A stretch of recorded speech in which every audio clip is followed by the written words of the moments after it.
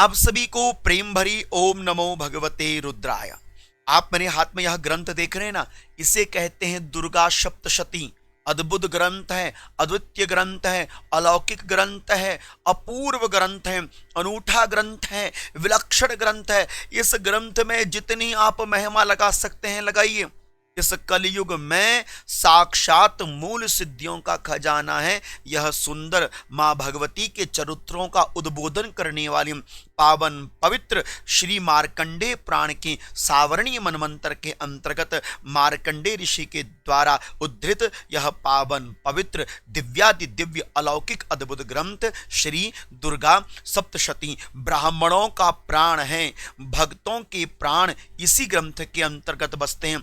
आज भी बड़े से बड़े दिव्य अनुष्ठान इसी ग्रंथ का सहारा लेकर रहते हैं। नवचंडी हो, लक्ष्य चंडी हो, शास्त्र चंडी हो, कोटि चंडी हो, समस्त दुर्गा पाठ का मूल सिद्धांत इसी ग्रंथ के अंतर्गत आपको प्राप्त होता है। 700 श्लोकों में है, आप जानकारी रखते हैं। इसके अंतर मां भगवती के दिव्य चरित्रों का खूब सुंदर गुणानुवादन किया गया है। स्वयं ब्रह्मा जी देवताओं को मां भगवती की सुंदर महिमा, अद्भुत महिमा का, अकथनीय अवर्णनीय महिमा का यहाँ पर उद्बोधन करवाते हैं। कैसी है मेरी मां भगवती, इसकी महिमा को बताया गया है। यदि कभी आप दुर्गा सप्तशती पढ़ें तो दुर्गा सप्तशती के कवच के 44वें श्लोक में कितना सुंदर एक गुण लिखा है मां भगवती का कि यम यम चिंतयते कामम तम तम प्रापनोति निश्चितम। मुझे बहुत सुंदर लगती है यह पंक्ति। कहती है मेरी मां भगवती कि आप जिस जिस कामना को लेकर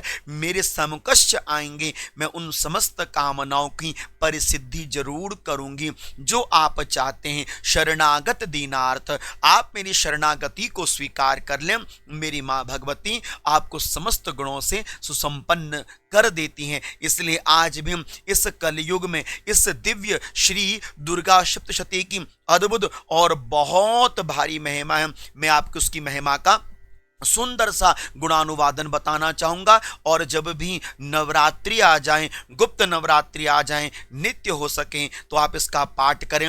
हिंदी में हो हिंदी में करो, संस्कृत में करो तो आप बहुत बड़भागी हैं। मार्कंडेय पुराण की 81वें अध्याय से लेकर 94वें अध्याय के मध्य में इन 14 अध्यायों के अंतर्गत जिसमें 335 श्लोक हैं, जिसमें 108 अर्ध श्लोक हैं, 57 जिसके अंदर उवाच शब्द का प्रयोग किया गया है। ऐसा यह दिव्य ग्रंथ है। 700 श्लोकों से संपुटित ग्रंथ है। इस ग्रंथ के अंतर्गत चतुर्विध फल आपको प्राप्त हो जाता है।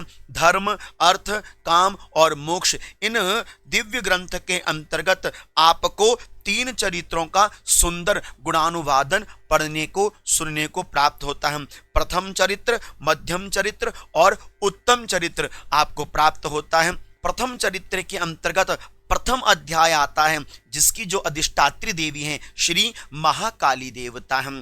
दूसरा जो मध्यम चरित्र आता है, मध्यम चरित्र में दूसरा, तीसरा और चौथा ये 3 अध्याय आते हैं और इसकी अधिष्ठात्री जो शक्ति है वह माता शाकंभरी देवी श्री महालक्ष्मी देवता हैं। और जो तीसरा उत्तम चरित्र आता है इसके अंतर्गत 5वें अध्याय से लेकर 13वें अध्याय के मध्य में मां भगवती अधिष्ठात्री देवी ब्राह्मणी शक्ति और महासरस्वती अधिष्ठात्री देवी हैं।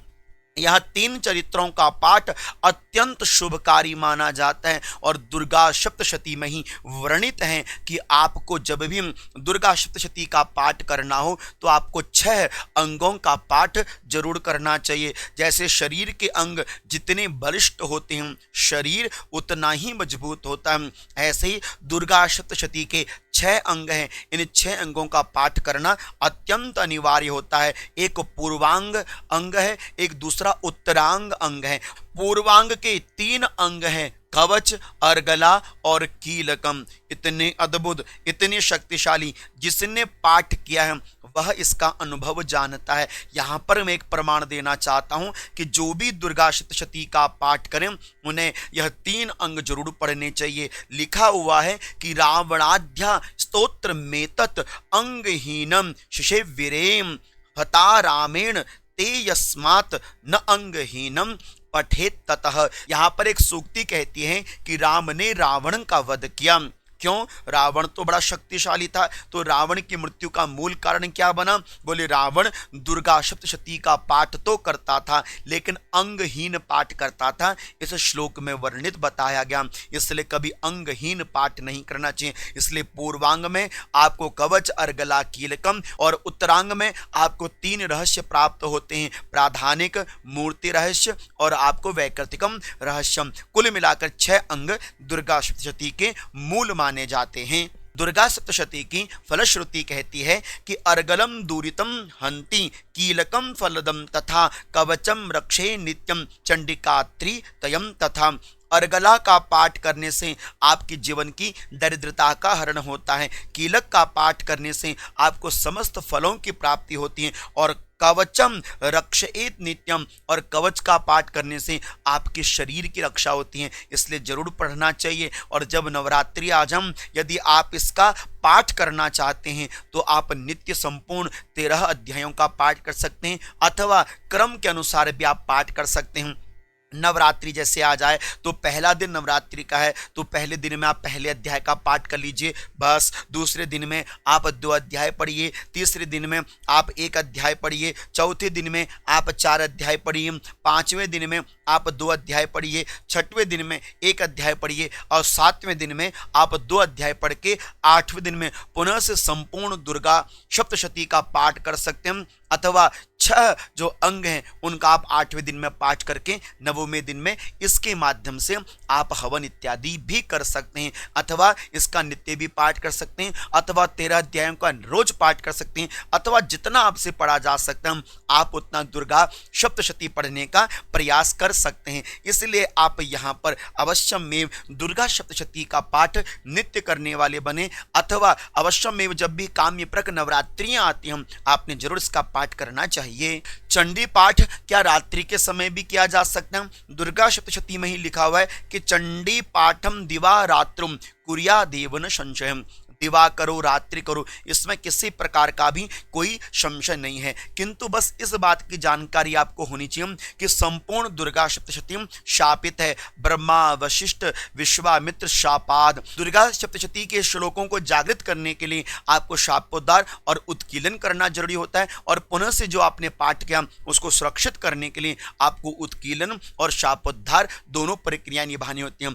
जैसे नदी बहती है 2 किनारों के बेस पर, एक भी किनारा टूट जाए तो नदी नदी नहीं रहती, उसी प्रकार से दुर्गा सप्तशती के ये दोनों किनारे हम प्रारंभ में भी शापोद्धार और उत्कीलन और पाठ के अंत में भी शापोद्धार और उत्कीलन, इन दोनों प्रक्रियाओं से आपने दुर्गा सप्तशती के पाठ को संपूर्ण करना होता है। दुर्गा सप्तशती के पाठ को और शक्तिशाली करने के लिए इसके अंतर्गत एक सुंदर शैली दी गई है पाठ करने की। पाठात्मक शैली जो है वह है संपुटित पाठ। 2 प्रकार के संपुट पाठ होते हैं, एक उदय पाठ, एक अस्त पाठ। उदय पाठ वस्तुतः हम भक्त साधक करते हैं, अस्त पाठ जो रहता है वह किसी के मारण मोहन के लिए किया जाता है। हम जगत के कल्याण के लिए, स्व कल्याण के लिए पाठ करते हैं, इसलिए आपको उदय संपुट पाठ करना होता है। उदय पाठ पढ़ने की प्रक्रिया यह है कि जैसे आप कोई श्लोक पढ़ रहे हैं उस श्लोक से पहले आप वह संपुट लगाएंगे जो आप करना चाहते हैं, फिर उसके बाद श्लोक पढ़ेंगे, फिर संपुट पाठ लगाएंगे, फिर संपुट लगाएंगे, फिर श्लोक पढ़ेंगे। इस तरह से 700 की जो श्लोकों की आवृत्ति है वह कुल मिलाकर 2100 हो जाते हैं। इस तरह से आपको संपूर्ण दुर्गा सप्तशती का अद्भुत, अलौकिक, अद्वितीय, अपूर्व, अनोखा, अनूठा फल प्राप्त हो जाता है। जो काम कहीं से नहीं बनता वो काम यहां से बनता है। ताम्र तंत्र के अंतर्गत कहा गया है यथा वेदेषु गायत्री, यथा देवर्षु नारदम, यथा पुराणेषु मार्कंडेयम, तथा स्तोत्रेषु सप्तशती। जैसे वेद मंत्रों में गायत्री नारद देवर्षि ऋषियों में श्रेष्ठ है, उसी प्रकार से पुराणों में मार्कंडेय और मार्कंडेय पुराण के अंतर्गत दुर्गा सप्तशती ये अत्यंत श्रेष्ठ कार्य है। इसलिए कलयुग में यह बहुत गहरा ग्रंथ है और इसकी महिमा जिस दिन आपने जान ली तो ये केवल किताब बन के नहीं रहेगी, आपके जीवन का उद्धार बनकर निकलेगी। इसलिए उसमें धूल जमा मत होने दीजिए, इसको केवल टीका चंदन के लिए मत रखिए, इसको पढ़िए, सुनिए, समझिए इसमें लिखा क्या है। आप नॉर्मली भी यदि दुर्गा सप्तशती पढ़ लेते हैं ना, आपको संपूर्ण पाठ मिल जाता है। बस इसमें एक बात का विशेष ध्यान रखिए जो मैं आपको बताना चाहता हूं, जब भी आप इसका पाठ करें ना तो पाठ करने की एक भूमिका बताई गई है कि आदौ च प्रणमं जप्त्वा स्तोत्रं वा संहितां पठेत अन्ते च प्रणमं दद्यात् इति उवाच आदि पुरुषः। शास्त्र कह रहा है कि जब आप पाठ करें तो पाठ के प्रारंभ में भी ओंकार का प्रयोग करें, प्रणव का प्रयोग करें और पाठ का अंत जब हो जाए वहां पर भी आपको ओंकार प्रणव का प्रयोग करना चाहिए। पाठ के अंत में आपको इति शब्द का प्रयोग नहीं करना चाहिए, पाठ के प्रारंभ में आपको अथ शब्द का प्रयोग नहीं करना चाहिए। इस प्रकार से आपने संपूर्ण पाठ को पढ़ने का प्रयास करना चाहिए। एक एक अध्याय भी आप नित्य पढ़ सकते हैं। आप अपनी श्रद्धा सामर्थ्य अनुसार इस पावन पवित्र ग्रंथ को पढ़िए, समझिए और ध्यान पूर्वक इसके चरित्रों को अपने जीवन में चरितार्थ करने का प्रयास कीजिएगा। मां भगवती की कृपा रही तो यही अद्भुत दिव्य ग्रंथ का पाठ आपके जीवन के समस्त शोक, ताप, दुख, दारिद्र्य, मारण, मोहन, स्तंभन, कीलन, उच्चाटन आदि समस्त जितने भी सांसारिक विकार हैं उन सब का निराकरण जरूर करेगा।